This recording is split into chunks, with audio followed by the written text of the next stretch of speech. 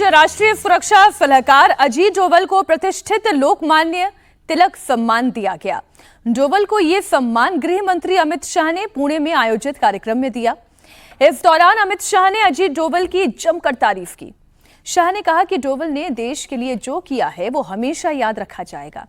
डोवल की काबिलियत के चलते मोदी ने 2014 में प्रधानमंत्री का पद संभालने के बाद पहली नियुक्ति अजीत डोवल की ही की थी। साथ ही अमित शाह ने कहा कि डोवल के एनएसए के तौर पर कार्यकाल में देश की आंतरिक सुरक्षा को मजबूती मिली है। जब मोदी जी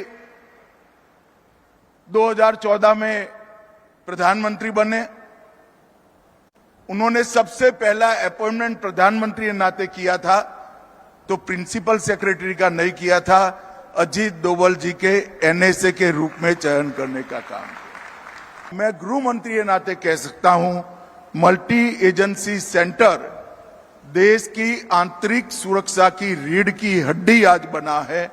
मोदी जी के आने के बाद 19 के बाद हमने उसको पूरी तरह से पुनर्जीवित भी किया है और एक नया अवतार भी आज के समय के रूप में लाए हैं।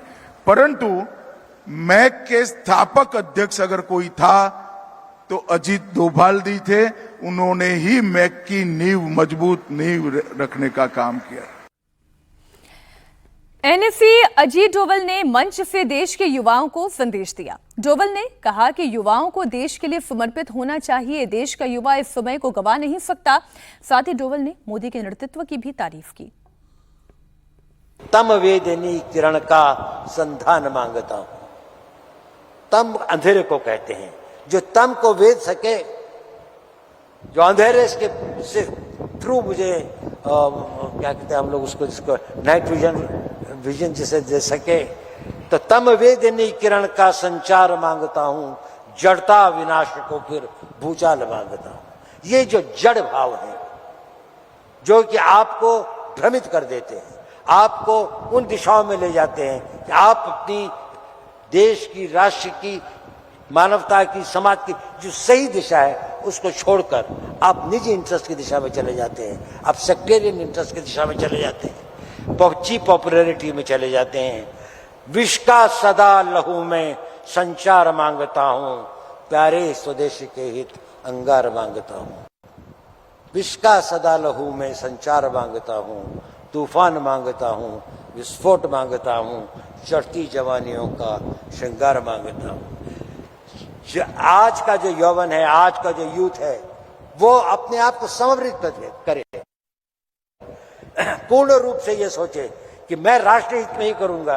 अगर मेरे छोटे मोटे इंटरेस्ट हो भी, चाहे कुछ हो, उनको मैं नजरअंदाज करूंगा, वो बात की बात है। अभी तो देश को बनाना है। ये वो समय है जो हम गंवा नहीं सकते। ये एक विंडो ऑफ अपॉर्चुनिटी इस देश के इतिहास में आई है और मुझे आशा है कि हम लोग इसमें कामयाब सिद्ध होंगे और अपना एक नया इतिहास बनाएंगे। बनाने के लिए अगर एकजुट होकर चलें तो उतनी दूर भी नहीं है। आज हम बहुत भाग्यशाली हैं। हमारे देश में एक ऐसा नेतृत्व है, हमारे देश के अंदर एक ऐसा वातावरण है कि जहां पर हम अपने आप को शक्तिशाली बना सकते हैं। माननीय मोदी जी, माननीय अमित शाह जी, माननीय सभी लोग इतने एकजुट होकर काम करें। मुझे तो गृह मंत्री जी के साथ काफी क्लोजली काम करने का सौभाग्य मिला है। मैंने उनकी देश हित के प्रति जो कमिटमेंट देखी है, उनका जो विश्वास देखा है और उनकी जो दृढ़ता देखी है और क्लियर विजन, और कभी किसी असमंजस उनको नहीं होता, वो बड़ी श्रद्धा के पात्र है। मैं कहता हूं उन्होंने, हमारा तो एक लिमिटेड काम होता है, लेकिन जो उन्होंने देश के लिए किया है, जो प्रधानमंत्री जी ने देश के लिए किया है, ये शायद इस देश को बहुत आगे बढ़ाएगा। ये जिस विश्वास की बात कर रहे थे, जिस समय की बात कर रहे थे, जिस आक्रोश की बात कर रहे थे, जिस मेहनत की बात कर रहे थे, जो आगे सीखने की ललक की बात कर रहे थे, वो सीधी सीधी वो बात है जो जेनसी को संबोधित करने वाली बात है। हर्षवर्धन जी, यहाँ से चर्चा को आगे बढ़ाते हुए, डोवल वाकई में जो देश की सुरक्षा के लिए कर रहे हैं वो एक अलग हिस्सा है, और वो हिस्सा जो इस वक्त युवाओं से संवाद का हिस्सा है वो अजीत डोवल ने किया। देखिए, इसमें तो कहीं कोई संदेह ही नहीं है जो इस सरकार का बड़ा से बड़ा आलोचक होगा वो भी मानता है कि अजीत डोभाल जैसा जो स्पाई मास्टर है, इस अजीत डोभाल जैसा जिसको कहते हैं ना कि कमाल का कमांडर है, वो जो एनएसए के तौर पर उनकी भूमिका है, चूँकि एक जिसको कहें कि विजय ज़्यादा बताएंगे, लेकिन एक लाइन में पहले जो एनएसए के तौर पर ब्रजेश मिश्रा की भूमिका थी वो थोड़ा पॉलिटिकल दिखते थे, उनके जो एक्शंस होते थे, उनके जो मैन्यूवरिंग होती थी। ये प्योर स्पाई मास्टर है, ये आदमी सिर्फ ऑपरेशंस, ये आदमी सिर्फ सिक्योरिटी, उससे इतर इसको कोई मतलब नहीं। और इसीलिए आप ये भी समझिए ये पॉलिटिकली अलाइंड नहीं है, मतलब इसको आप ये एक बेसिक डिफरेंस समझिए। अजीत डोभाल कोई पॉलिटिकली अलाइंड व्यक्ति नहीं है, वो देश के लिए अलाइंड व्यक्ति है। सरकार कोई भी हो इसी तरह से काम करते हैं, लेकिन चूंकि इस सरकार में नरेंद्र मोदी हैं, अभी गृहमंत्री अमित शाह ने बताया कि पहला अपॉइंटमेंट इनका किया। होम मिनिस्टर जब अमित शाह जैसा आदमी है तो फिर वो बात और जिसको कहते हैं ना कि एक जो शानदार ट्रायंगल बनता है। और जरा जो लोग बहुत ये खास करके पावर कॉरिडोर में खूब चलता है कि गृह मंत्री अमित शाह और एनएसए अजीत डोभाल के बीच में खूब रस्साकशी चलती है, ये खूब चलता है, लेकिन दोनों एक दूसरे के लिए जिस तरह का भाव रखते हैं उसको जरा समझना चाहिए। और इसीलिए जब ऐसे बड़े मसले होते हैं तो छोड़ देना चाहिए, ये एक पहलू। दूसरा जो यूथ वाला है, अजीत डोभाल के मैंने मेरे ख्याल से कुछ आधा दर्जन स्पीचेज सुनी है, क्योंकि बहुत कम स्पीचेज होती हैं, लेकिन जो स्पीचेज होती हैं वो कमाल होती हैं। एक तो जो वो जब यूथ से बात कर रहे होते हैं तो वो ये बता रहे होते हैं कि देश के लिए आपकी भूमिका क्या है, और एक शब्द उन्होंने कहा कि अगर छोटा मोटा कुछ आपका हित आए तो देश हित के लिए उसको दरकिनार कर दो। इसका मतलब ये कतई वो नहीं कह रहे हैं कि आप कोई गलत चल रहा है उसके साथ खड़े जाइए, लेकिन जब लार्जर इश्यूज होते हैं, देश का इशू होता है, तो उसमें आप छोटे मोटे मुद्दों को दरकिनार कर सकते हैं। वो दरकिनार नहीं कर रहे, वो कह रहे हैं अपने इंटरेस्ट को दरकिनार, अपने इंटरेस्ट का ही, वही मैं कह रहा हूं। और वो जब ये कह रहे होते हैं तो कई बार सिक्योरिटी को लेकर जो हमारी समझ होती है, विशेष करके हमारी यूथ की, क्योंकि चाहे वो इंटरनल सिक्योरिटी हो या फिर हम बाहर से आने वाले खतरों की बात करते हैं, अजीत डोभाल उसको बहुत सलीके से चिन्हित करते हैं। और या उन्होंने एक बात छोटी सी कही कि मेरा तो छोटा सा हिस्सा है, गृहमंत्री जी का तो बड़ा हिस्सा है, लेकिन सच यही है कि एनएसए के तौर पर अजीत डोभाल ने जो काम किया और एनएसए बनने के लिए जो उनका पाकिस्तान में एजेंट रहते हुए जो भारत के अलग अलग जितने ऐतिहासिक पड़ाव हैं उसमें जो उनकी मध्यस्थ की भूमिका, नेगोशिएटर की भूमिका रही है, वो कमाल की रही है। तो ऐसे व्यक्ति का सम्मानित होना डिजर्व करता है।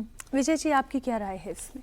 एक तो मुझे डोभाल साहब के लिए रेस्पेक्ट में कहें या कुछ ज़्यादा लगता हो, लेकिन मेरे को 50 साल पुरानी एक फिल्म की जो शुरुआती लाइन थी ना कि उस देश की सरहद को कोई छू नहीं सकता जिस देश की सरहद के निगहबान हो आंखें, अजीत डोभाल उन लोगों में से माला सिन्हा की फिल्म थी, माला सिन्हा धर्मेंद्र तो की।